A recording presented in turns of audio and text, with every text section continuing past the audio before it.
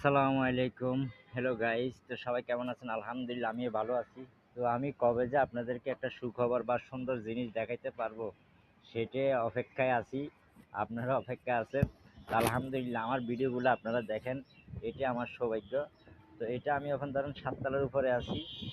তো এই যে এটা হচ্ছে এতিমখানার এই যে কি বলে ডাইনিং স্পেস। তো আপনারা কমপ্লিট করার পর আমি দেখাবো। তো এর নিচে যেটা আছে গাঁথুনির কাজ চলতেছে, আপনাদেরকে আমি দেখাচ্ছি ভিডিওটা। তো ওইটা হচ্ছে এতিমখানার জন্য ছাত্ররা পড়ালেখা করবে, মানে হেফজখানা বলতে ওইটা হচ্ছে এই এতিমখানা। এতিমখানার মধ্যে হেফজখানা, মাদ্রাসা না আবার।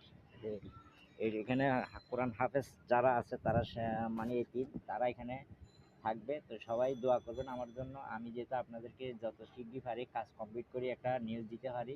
তো সবাই দোয়া করবেন আমার জন্য যে আমি সুন্দর মতন কাজগুলো করতে পারি।